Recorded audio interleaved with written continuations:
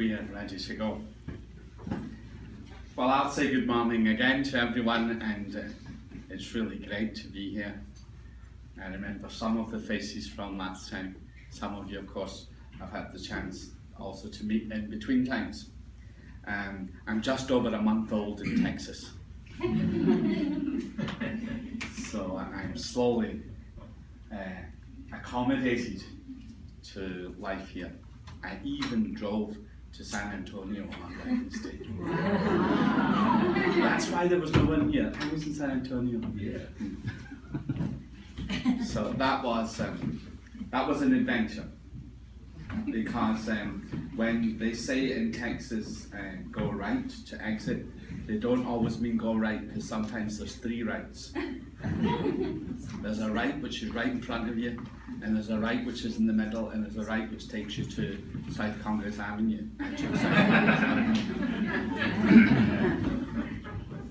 But we're getting used to the logic of American roads. We have roundabouts. When I was discussing with Kathy and Lewis what could we do for couples time out today, I thought it would be good to have a kind of, well, introduction is actually too much, almost to have a kind of biopsy of the Holy Father's last letter on the love in marriage, the joy of love. At the present, I don't think it's available in printed form. I'm waiting on it coming. I've ordered it, and it's due the end of the month. So I've been reading it as a PDF and having a look. It's 263 pages long, so it's not a short story. But it is worth taking time to look at. It's interesting.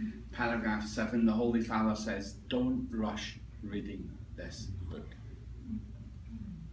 And I think for families, if it's going to be useful, then we shouldn't rush. We should take it as our daily bread, just enough to keep us going, and not more. When I was with the Annunciation School parents teachers meeting, I think it was, I had the chance just to do a short introduction there, and I thought, I think that would be useful for us to do the same, just to look at what's happening, what's being said. I wanted to do so also for a particular reason. When it comes to love and marriage, I think the church gets bad press. I think it might even be our opinion sometimes. If it's fun, let's blow the whistle and stop. Sometimes that's an impression of what the church does and says on marriage. There was a quote I put at the end. It's actually from Pope Benedict, where it says, this conviction about the church on the part of the church has often been rejected as opposed to human happiness. Sometimes that's the image that we get of the church, particularly in the media, and that are not a friendly media towards the church. And Pope Benedict summed it up when he says, doesn't the church, with all her commandments and prohibitions, turn to bitterness with the most precious thing in life? And to a certain extent, that's why it's an uphill battle when the church starts talking about marriage, because we think, what do you know? That's the impression that we have. Doesn't the church blow the whistle just when the joy, which is the Creator's gift, offers us happiness, which in itself is a foretaste of the divine? I think it's good to take a look at what Pope Francis has to say, because he's not just saying something, he's doing something. Most of you will remember shortly after his election as Holy Father, one of the first things he did, his first foreign visit was to Lampedusa, the tiny little Italian island in the middle of the Mediterranean, where many people have lost their lives trying to reach so that they could enter safely into Europe. He went to Lampedusa. He spent time there. Only recently, last month, he went to Lesbos, also a tiny Greek island just off the coast of Turkey, where we know hundreds and hundreds of people have lost their lives in an attempt to get there. He made a sign. This is what's important to me. And when he wrote this letter, it's not just because the church has spent the last 3 years with family as its main focus through the 2 synods that it had, but he also wants to set a sign. If you want to ask me what's important to our church, I'm telling you. I'm going to take 263 pages to tell you. It's about family. And that's what the Holy Father wants to say. And he wants to say not just to us, those who live the Catholic vision of marriage, but he wants, like a lampstand, to give a light to the world outside. Because like St. John Paul said to young people, the happiness that you seek, the joy that you look for, has a face and has a name. And that name is Jesus. So he says, the true fulfillment that you look for is something that we have, the Catholic vision of marriage. And so it's important that we also think about why the Holy Father is producing this document now. One of the things that it does is brings again together the whole history of the Church's teaching on marriage, and then puts it into context of modern times, modern questions, what we need for now.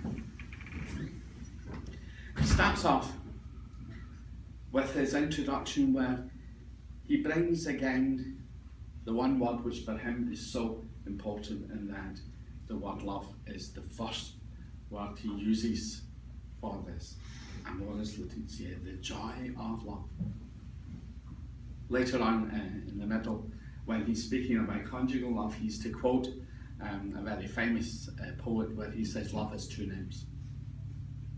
Love has 2 names. And that name is about this love which leads us to the intimacy of marriage. Then he gives a context to what he wants to say. He says it's the year of mercy. What does marriage family tell us about the year of mercy? He said, first of all, it asks us, it invites us to value the gifts of marriage and family. So he starts off, marriage is a gift. Family is a gift. Interesting, my mother used to always say about, we have 10 children, your children don't belong to you. You've only got a loan of them for a short while. It's a gift. Our marriage is a gift, a free gift. And then he said that the love within this marriage is strengthened by the virtues of generosity, commitment, fidelity, and patience.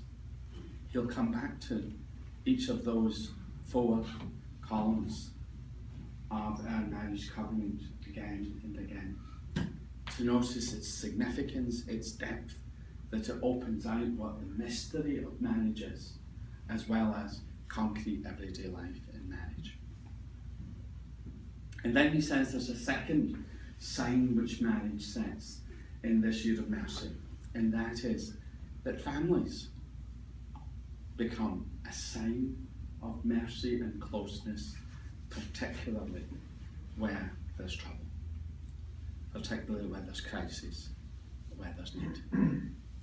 If we become a sign of mercy, where we don't just leave them aside because it's uncomfortable or not convenient now, or because I don't want to get involved because I don't know how much it's going to cost me. But rather we say, we belong together. Let's try and do something about it. Marriage becomes a sign of mercy. We'll find out later that this opens out actually the whole horizon of what it means to be married. The whole horizon where it's about life itself and the model of life that we have. Then the Holy Father gives, if you like, an aspiration for what it means that when we read this document and when we want to share the life of this document. He says, "It is my hope that all will feel called to love and cherish family life. For families are not a problem. They are first and foremost an opportunity." This is a word of real encouragement that the Holy Father, himself from a large family, near to what family existence and family life means, is saying to us. Family is first and foremost an opportunity. Normally, when we hear about family in the media, or we look and see what media tries to tell us what family is, on the one hand it can be superficial, or on the other hand it's family as a problem. And here our Holy Father at the outset says, family is not a problem. It is first and foremost an opportunity. And this is the positive mindset which our Holy Father also wishes to say, this is the way the Church feels and thinks about family. This is the way we go. Later on, he's to develop a whole chapter. Chapter 4 is on love and marriage. It reads like a love song. You think you're almost in Hollywood. The words are so beautiful, so warm, and so close to the reality of those who have found real love. And he spends a long time. And he bases it on cited scripture, the words that we know from St. Paul in 1 Corinthians 13, his hymn to love.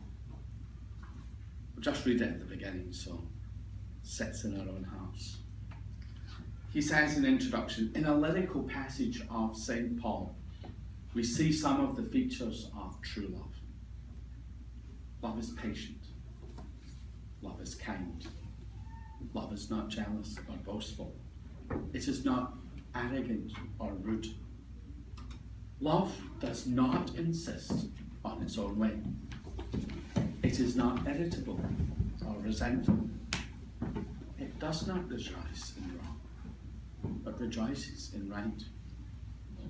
Love bears all things, believes all things, hopes all things, endures all things. Many of the couples I prepare for marriage take this text from cited scripture for their wedding day. But it shouldn't just be our wedding day. It should be our encouragement and perhaps also our examination of conscience on a daily basis. Because when we go through these things, we can ask ourselves, and how is it with me and with my partner, my spouse? How is it with my family today? Because, as we well know, we can love one another dearly, but we can also say, I can see you far enough. Love is a daily vocation. Love is a daily calling. Love is a new invitation each day to continue on that journey and mystery. In the long passage where our Holy Father goes through every single word of what St. Paul uses to describe the great mystery of love, he takes time to be very careful that we should have a deeper understanding of all the different things. I just want to mention two, which jumped out at me as I was reading it. One is, right at the beginning, St. Paul says, love is patient. And our Holy Father stops and he says, well, later on in verse 7 he says, love endures all. And he says, so it can't be that kind of patience that we need. And he uses all the Greek words, big long words. He uses all the Greek words. He says, well, if you want to know what does he mean when he says love is patient, we find this word in the Old Testament to describe a God who is slow to anger and rich in mercy. So when he speaks of the love of man and wife and says it's patient, he says a man and wife have such regard and respect for the mystery of the person to whom they belong that it's slow to anger and rich in mercy. It responds like God responds to us. So it's actually saying more. And each of the elements of the hymn of love from St. Paul really wants to go to the deepest and finest roots of the mystery of love in our life. And so it belongs to God, it belongs to us, and it belongs to marriage. Another small element much later, where he says, love is not rude. I think with everyday life, we can kind of have a rub-off effect, where there's a kind of friction loss with living every day. We wear ourselves down. It's so easy to forget to say please and thank you. How much time do you spend talking to your children? What's the magic word? And the only reason they're prepared to use it is because it really is magic. It means I'm going to get what I want. What's the magic word? To really think, we can also say to ourselves. And he quotes a poet, a Spanish poet, Octavio Paz, called That's the One, La Llamada Doble. Love has two names. I'm called twice love. Amor y Oris, Eros. And there he says in that essay, courtesy is a school of sensitivity and disinterestedness which requires of a person to develop his or her mind and feelings, learning how to listen, to speak, and at certain times to keep quiet. The Holy Father takes time to allow us to know how much is being said and how close it is to the reality of our lives. In the first chapter of the letter, an encouragement letter, it's interesting. Our Holy Father has produced three major documents. The first was the encyclical, which essentially was written by Pope Benedict. He finished it off and put his name to it. The other two major documents, are exhortations, a word of encouragement. And our Holy Father seems to want to choose this way in our world where we need strengthened in our life, strengthened in our marriage, strengthened for every situation which family calls us to. We need a word of encouragement. And that's the road that he takes. When I think of encouragement, I'm thinking too of Lisa Angling. Yesterday we were all on our knees, encouraging her to make those important steps in recovery after such a long and serious operation. Encouragement, how much does it mean? I remember when I was working in Australia, I worked with families, I worked with young people, and one of the families, they had 3 boys and a girl, But all the three boys were in my boys' groups. Well, one was university group. And the dad was an engineer. He had his own business and so. And then he was about 50 years of age at that time. And I said, John, what do you actually do? He said, well, I spent a lot of time in the beginning actually physically working. And then I built up the business, he says, and now I encourage those who work with me to do well. That was his job. I encourage those who work with me to do well. That was his school of management. So when we think about the line our Holy Father's taking, and we think about our own family, how much more does encouragement help us to move forward? One of my dear course brothers, Ludovico Tedeschi, he's Italian background, of course, he's Argentinian. He says, one spoonful of honey goes a lot further than a whole bucketful of vinegar. So we have to think of this context when we think this is what the Holy Father wants to say. In the first major chapter, he comes back and he says, in the light of the world, let's get close to our encounter with God in our lives. We meet God in sacred scripture. We meet God in the Eucharist. We meet God in one another. Let's encounter the God who gives his word to us as a living word for our lives.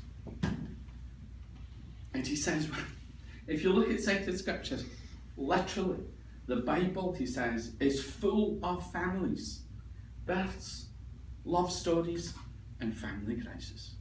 And he says, and it's from the beginning right to the end. And he brings a quote from Genesis and he brings a quote from Revelation. We could ask ourselves, thinking about 263 pages of text, does he really need to go back to Adam and Eve? Yes. He really needs to go back to Adam and Eve because our Lord went back to Adam and Eve to talk about the mystery of marriage and what it means to us. And then, I think very profoundly, just so happens it's the major text we use in our marriage preparation, which was lovely for me, a nice encouragement. He says, Jesus' description of the two houses, one built on rock, one built on sand, symbolizes any number of family situations shaped by the exercise of the members' freedom of that family. But as the poet says, every home is a lampstand. I went and looked out the poet to find out what's it mean, where's it coming from. He's an Argentinian poet. It's very beautiful, the poem, even though I don't speak Spanish. It's very beautiful. And the title of the poem is An Unknown Street, and he describes his experience as he walks down an unknown street just at twilight in the evening, sunset in the evening in Argentina. It's a very beautiful description of what life is about there.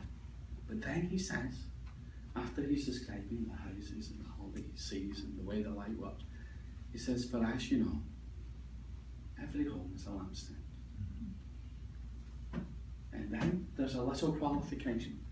Every home is a lampstand, and each person is like a single candle burning. And each step we take is one towards God with him. Very deep. And this is the way Holy Father takes. Every home is a lampstand. When I read this, I thought that has to be the title for our day today. You are a lampstand. In your marriage, in your family, you bring light, you bring love, you bring hope to our world. Every home is a lampstand. And we know when you have light, you put it on the lampstand. we do not hide our light under a bushel. Family teaches us about humanity. Family shows us what it means that our world should develop. Later on, our Holy Father takes the amount that is packed into this exhortation is amazing, because he does not just a summary of all the Church's teaching on marriage and a summary of all that the Holy Father, St. John Paul, said about the theology of the body and the gospel of the body, but he also takes time out just to talk about Catholic social teaching and the dignity of work and the importance of creating a new world for us. And then he, if you like, takes time that we should recognize that in family we have a certain way of learning how to do things. He comes back to it. Only recently, our Holy Father was given the Charlemagne Prize. It's a European prize that's given for the development of humanity. He was awarded it last November and he received it last week. And all the leaders of the European Council came to Rome to present the Holy Father with this award. He gave a talk. And of course he doesn't miss the opportunity. You know, he's not interested in the prize really.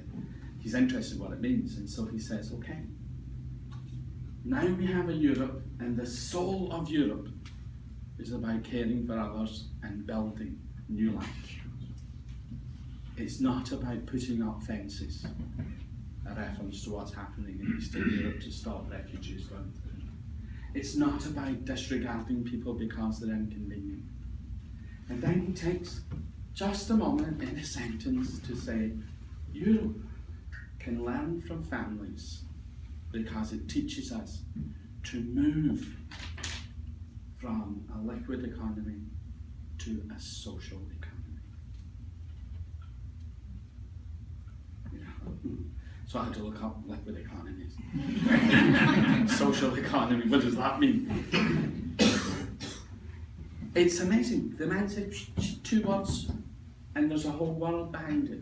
Liquid economy basically means that we work according to our own interests and we make decisions according to what gets me the most.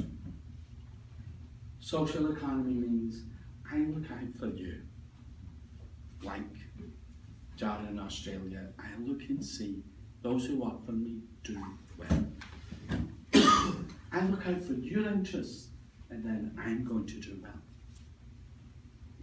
I look out for you first, then my business is going to be better. A new school of management. We know our Holy Father, Pope Benedict, when he was in Great Britain on his visit, he says we have to move from a fluid society to a family society. We'll come back to it later. The Bible is full of families. It's essential that we know the model that we have, both to communicate the great mystery of God and to structure our world, watch my time, has to be about family. In the image and likeness of God, he goes back to Adam and Eve. Therefore, man shall leave his father and mother and cleave to his wife, and they shall become one flesh. Because God has created man in his own image. In the image of God, he created them. Male and female, he created them. And then he stops and he says, isn't it striking that when he talks about the image of God, it's male and female. God created us in two versions. And together, we reflect who God is. In the image of likeness of God, much later in the letter, I find a quote from Martin Luther King that the Holy Father brings about another aspect of this image and likeness of God. The test case of image and likeness of God. When I reject it, when I don't observe it, when there is violence, persecution, when there's bias, when there's non-acceptance. He quotes Martin Luther King, paragraph 118. The person who hates you most must have some good in him, Martin Luther King says. Even the nation who hates you most must have some good in it. Even the race who hates you most must have some good in it. And when you come to the point that you look in the face of every man and see deep down within him what religion calls the image of God, you begin to love him in spite of everything. No matter what he does, you see God's image there. To a certain extent, when we hear some things like that from the Holy Father, we see how much depth and how much importance he gives to the reality of we know as family. I'm going to rush now so that you get time for one another. Family is a mirror and model of the church. It blew me away when I read this sentence. I had to read it more times just so that I could hear what was being said. Family is the path along which the history of salvation progresses.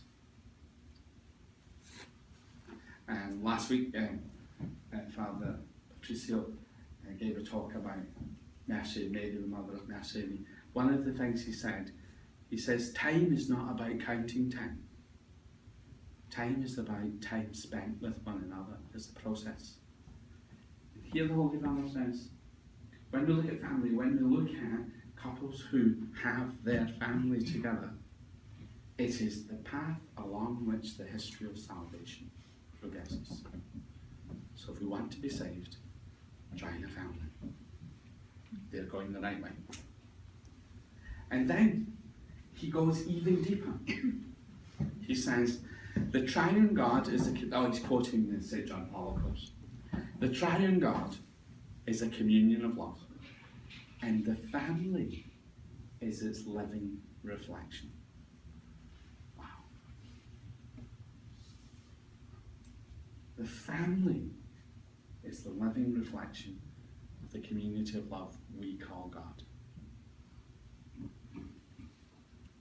And then, back to our level, if parents, in some sense, are the foundation of a home, then the children are the living stones of the family. Living stones, a lovely word, which comes from St. Peter, asking us to be living stones of the church. The children are the living stones of the home. I'm saying to one of our families, because I could see them through the window, as they took endless patience to get their 3 children out of the car and eventually prepare them to come across here and have breakfast. And I just looked and I thought, yeah, the rate determining step is children. And if they're ready to go and you want them to go and they throw up, then we're going to have to stop and start again. That's how it is. Family teaches us about this. And then he says another aspect. We know from the New Testament churches that meet in homes.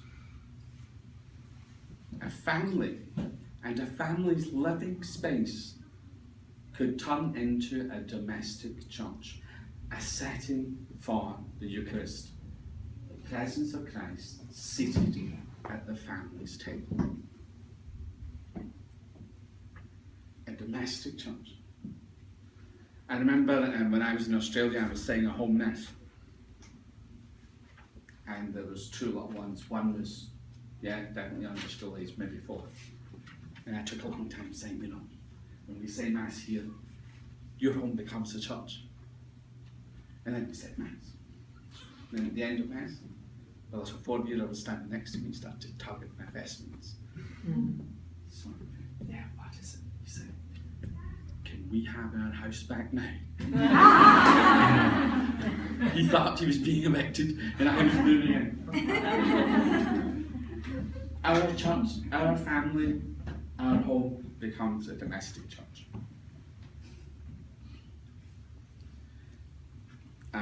Lots of stuff. Just a few things. He takes a side look at what's going on in the world, what's the reality of family. You know, in England we use the term rainbow families. So we have the whole spectrum of what's possible in relationship. We have a man and a woman who are married forever and they have children.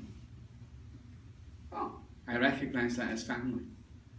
But then we have in our primary schools children who don't have families, who have more than one family, who belong to more than one family, who know who their mother is, don't know who their father is, or who are in a family where each of the other children that they have as their brothers and sisters has a different parent. It becomes very complicated, especially when you're preparing for First Holy Communion, when you have to wait until you get permission from social services so that this child can receive all of them. And then you think, and this is family. And then of course, we have family and other lifestyles. In my country, we've passed a law where they call same-sex relationships a marriage.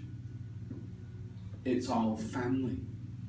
In the year of, where the UN described a year of families, their definition of family was the smallest democracy in the world.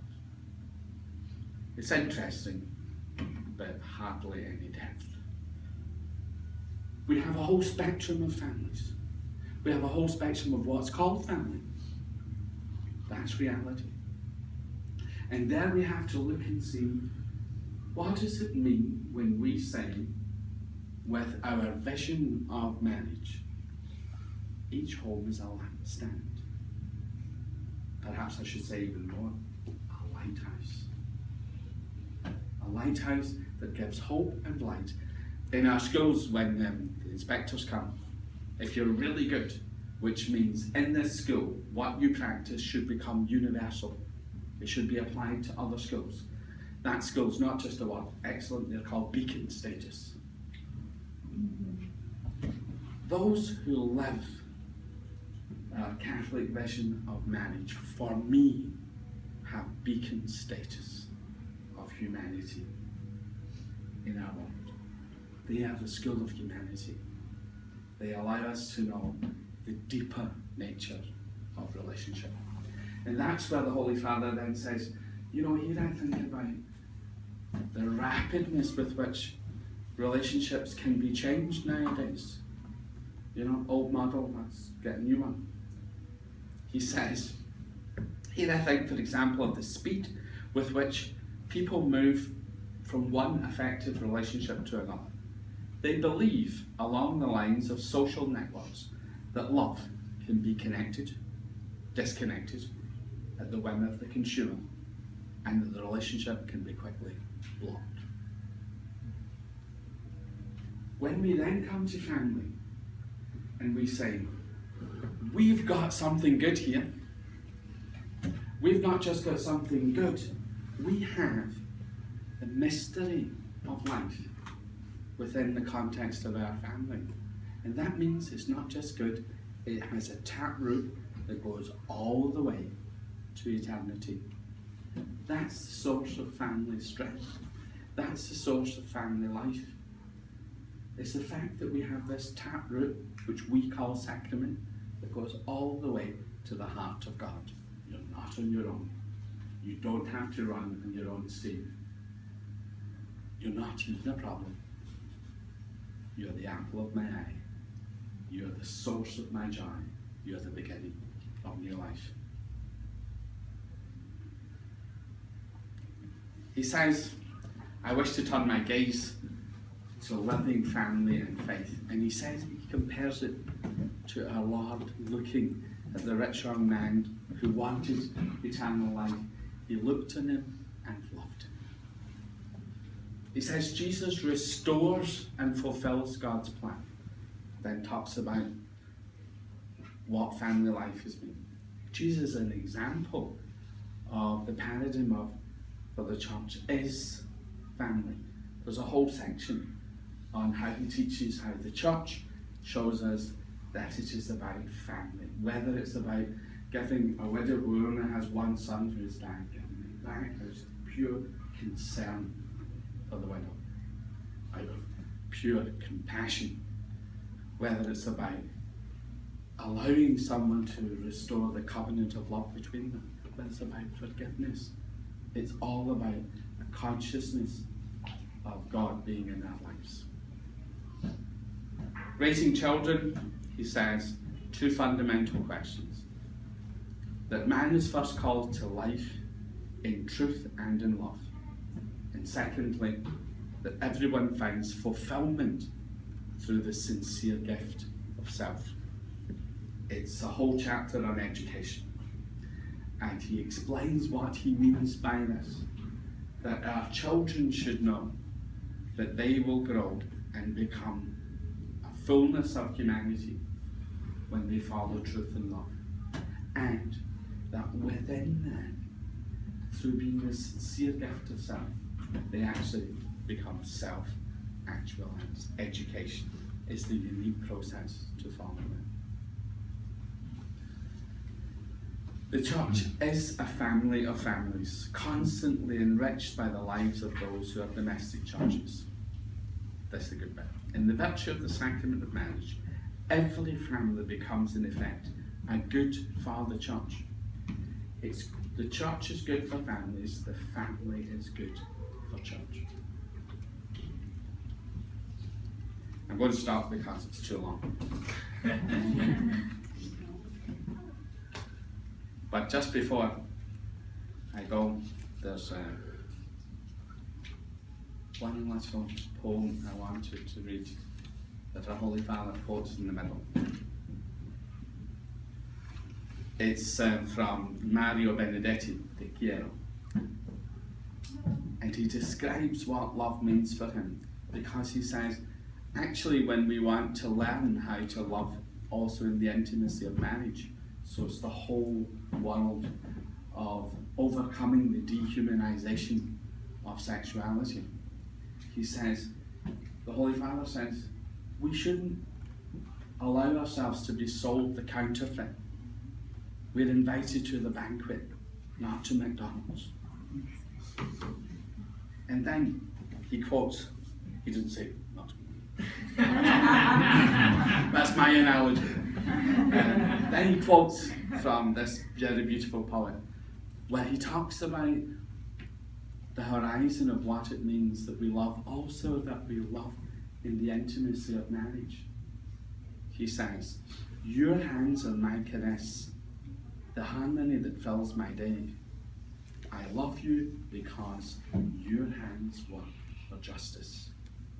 If I love you, it is because you are my love, my companion, my all.